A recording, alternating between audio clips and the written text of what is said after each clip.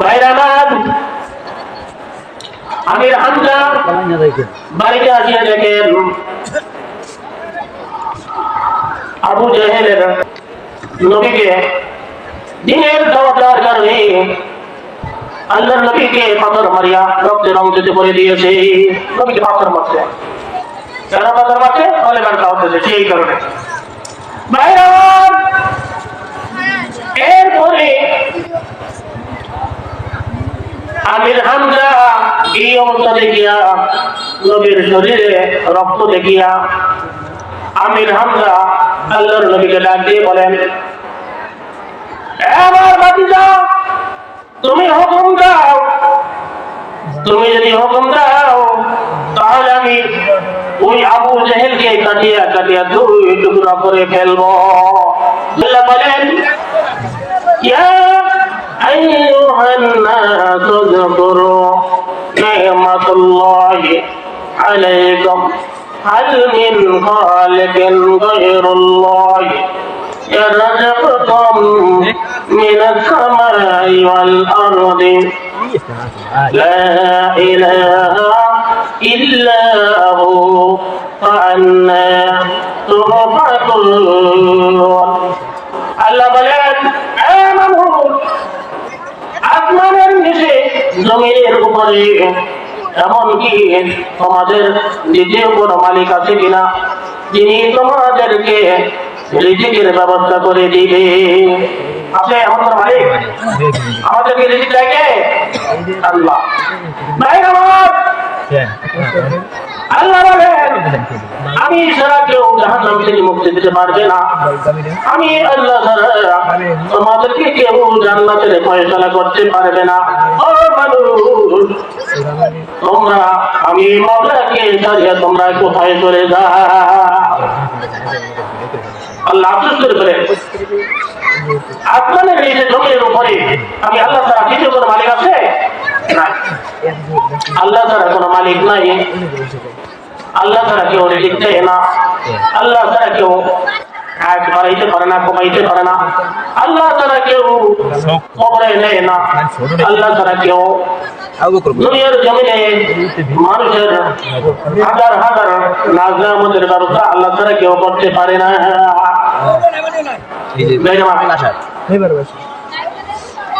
আল্লাহ নবীকে গাছে এসেছে, মাঠে এসেছে, সবাই চেনছে, কিন্তু মানুষ হইয়া আল্লাহ রসুলের উম্মতে আমরা নবীকে চিনতে পারি না, আল্লাহর পরিচয় পাই না।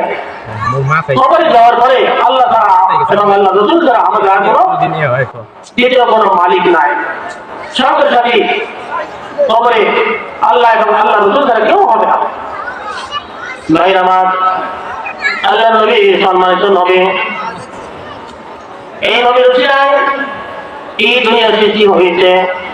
এই নবীর উসিলায় আমরা কিয়ামতের দিন কঠিন মুসিবতের সময় আল্লাহ রাসূলের সুপারিশ নিয়ে আমরা জান্নাতে যাব।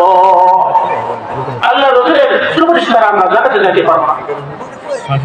ভাইরা আমার, আল্লাহর নবী হযরত আয়েশা সিদ্দিকা রাদিয়াল্লাহু তাআলা আনহাকে বলেন, আয়েশা, আমি খাদিজার সম্পর্কে তোমাকে কি শোনাইব, কি জানাইব?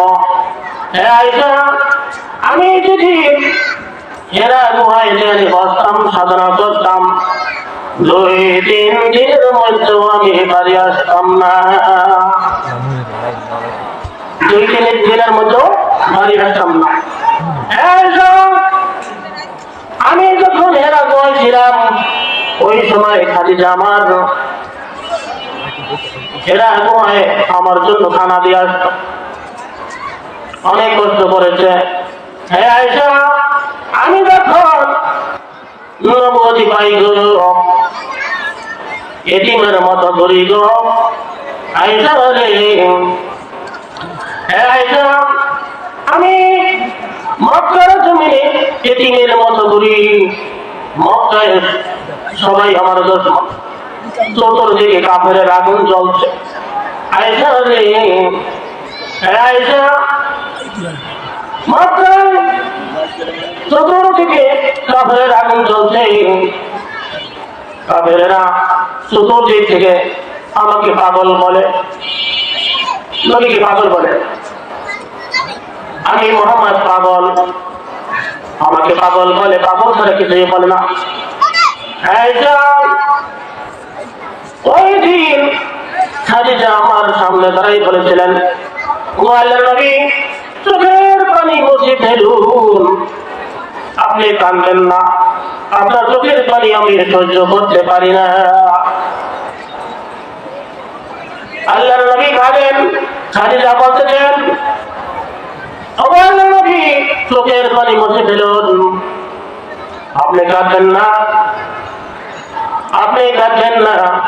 দুনিয়ার একটা মানুষ যদি আপনাকে রসুল করে স্বীকার না করে, আপনাকে ভালোবাসে না বাসে, কাফের মুশরিকেরা আপনাকে পাগল বলে, একটা মানুষ যদি আপনাকে রসুল বলে স্বীকার না করে, ও আল্লাহর নবীজি, আমি খাদিজা আমার পবিত্র মুখে স্বীকার করে নিলাম, লা ইলাহা ইল্লাল্লাহু মুহাম্মাদুর রাসূলুল্লাহ সাল্লাল্লাহু আলাইহি ওয়াসাল্লাম। খাদিজা স্বীকার করলেন, আমি আপনাকে নবী বলে স্বীকার করি, আমি আপনাকে মানি। ভাই আমার, এই কথা বলার পর আল্লাহর নবী কাঁদেন আর বলেন, খাদিজা, তুমি যদি আমার নিকটে না আসতো, তাহলে তুমি যদি আমার নিকটে না আসতো, আমার কলিজার টুকরা ফাতেমা খাতুনে জান্নাত, জান্নাতের ফাতাহ ফাতেমা রাদিয়াল্লাহু তাআলা না আমার নিকটে জন্ম হইতো না, আমার নিকটে আসতো না। আমার খাদিজা যদি না আসতো, ফাতেমা দুনিয়ার জমিনে আসতো না। আল্লাহর নবী বলেন, ফাতেমা যদি না আসতো, তাহলে হাসান হুসাইন দুনিয়ার জমিনে জন্ম হইত না।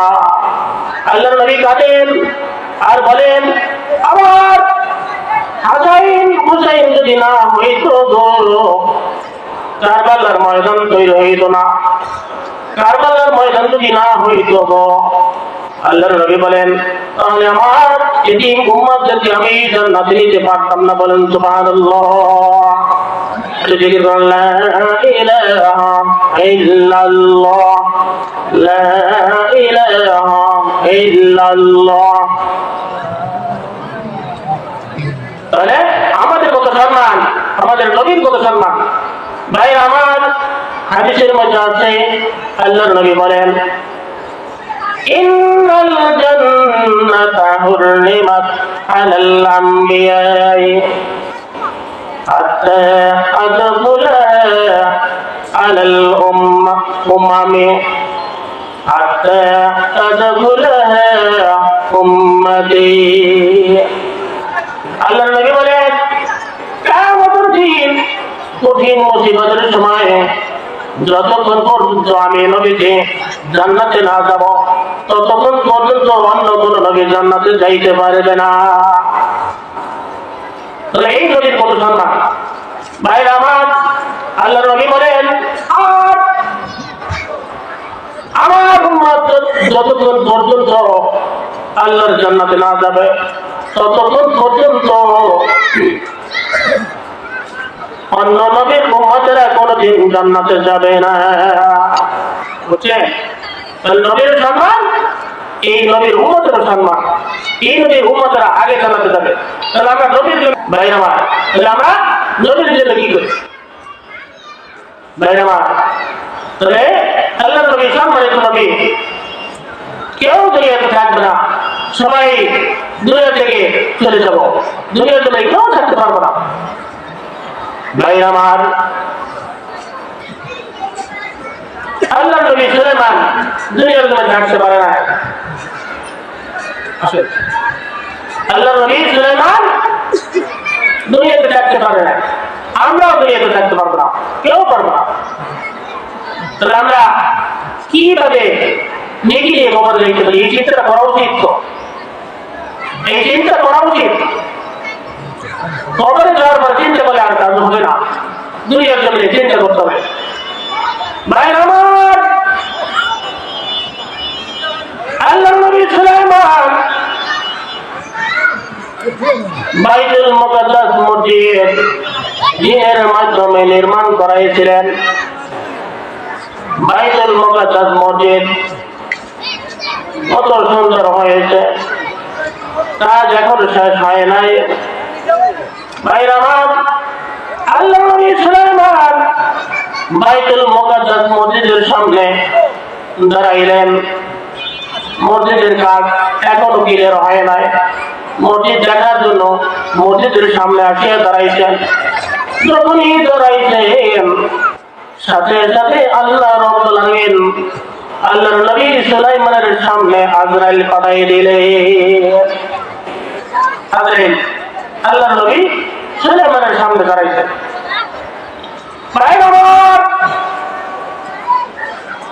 আল্লাহর নবী সুলাইমান আজরাইলকে ডাক দিয়ে বলছেন, ভাই আজরাইল, কোন কারণে, কিসের জন্য তুমি বাইতুল মুকাদ্দাস মসজিদের সামনে হাজির? কি জন্য আসছো? ভাই আমার, আজরাইল বলতেছে, ও আল্লাহর নবী সুলাইমান, আল্লাহর হুকুমে আমি আপনার জান কবজ করার জন্য হাজির হয়েছি। কিসের আছে? জান কবজ করার জন্য আসছে। এই কথা বলতে আল্লাহর নবী সুলাইমান বলছেন, ভাই আজরাইল, এই যে বাইতুল মুকাদ্দাস মসজিদ এখনো কাজ বাকি আছে, কাজ পরিপূর্ণ শেষ হয় নাই। হ্যাঁ আজরাইল, এই বাইতুল মুকাদ্দাস মসজিদের কাজ করতে যতদিন সময় লাগে, ওই সময়টুকু পর্যন্ত তুমি আমাকে দাও। এখনো হিসাব নিকাশ শেষ হয় নাই, আমি হিসাব নিকাশ পরিপূর্ণভাবে করে দিয়ে আসি, কাজটি করে দিয়ে আসি, তারপর তুমি আমাকে দান কবজ করো। কি বলছি? এই কাজ শেষ করার পর তুমি আমাকে দান কবজ করো। ভাই আমার, আজরাইল বলতেছেন, ও আল্লাহর নবী সুলাইমান, এই বাইতুল মুকাদ্দাস মসজিদের হিসাব নিকাশ করতে যতদিন সময় লাগে, বাকি কাজগুলি করতে যতদিন সময় লাগে, ওই সময়টুকু তোমাকে দেওয়া যাবে না। সময় দেওয়া যাবে না। ভাই আমার, আল্লাহর নবী সুলাইমান ডাক দিয়ে বলতেছিল, ও ভাই আজরাইল, তাহলে তুমি একটা কাজ করো, তুমি তোমার জান কবজ করবেই করবা। আজরাইল, আমি এখন দাঁড়ানো অবস্থায় আছি, তুমি তো জান কবজ করবাই। আজরাইল, আমি এখন দাঁড়ানো অবস্থা আছি, আমাকে বসার মতো একটু সুযোগ করে দাও, আমি বসে নিই, আমার জান কবজ করে নিব। ভাই আমার, আজরাইল বলতে,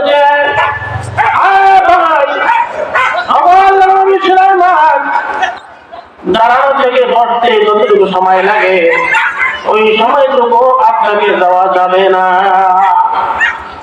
দাঁড়ানো থেকে বসতে যতটুকু সময়, সেই টাইমও আপনাকে দেওয়া যাবে না।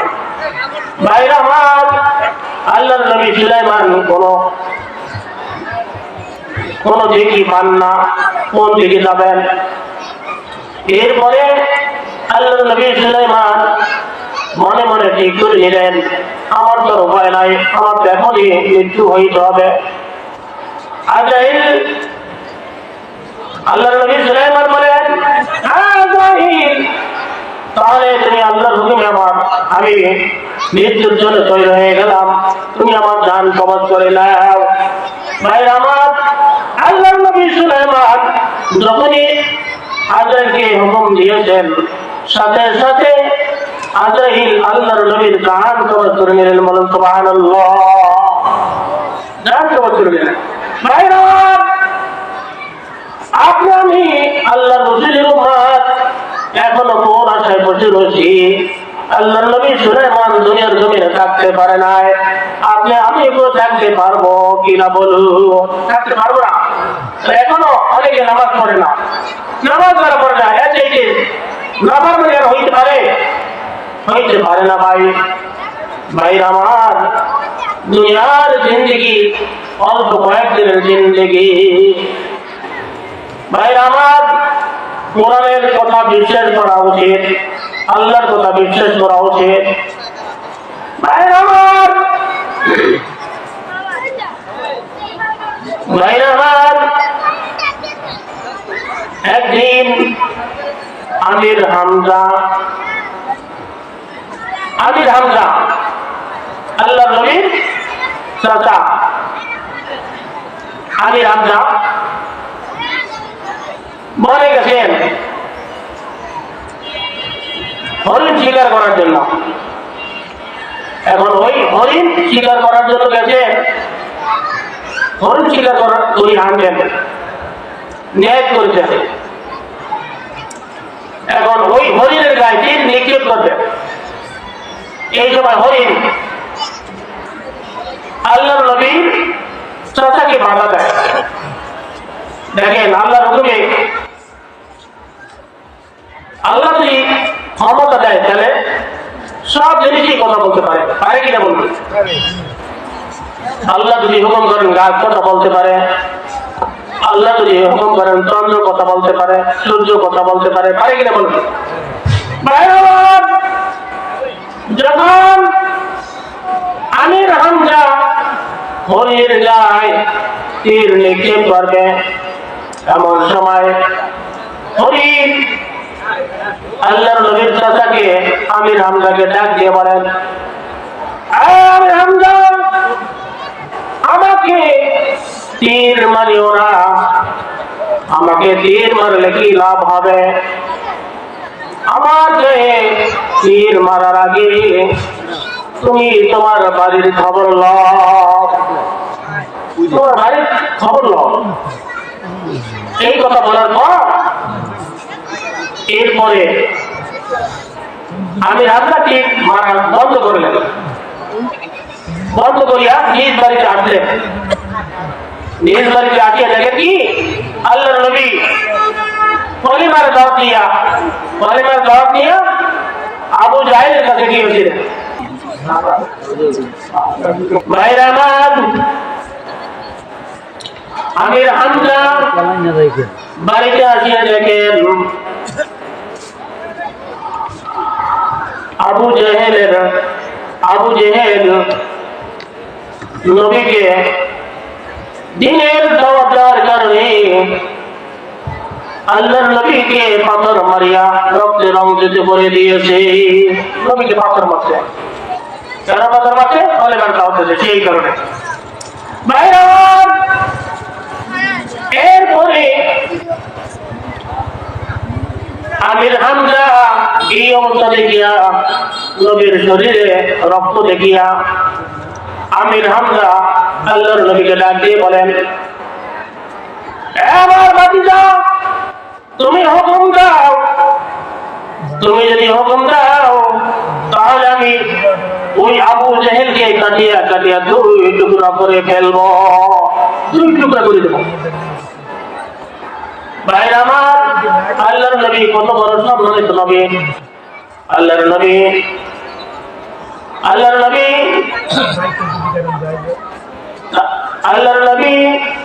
আমির হামজাকে ডাক দিয়ে বলেন, ওগো আমার চাচা যান, আমির হামজা, এই মুহূর্তে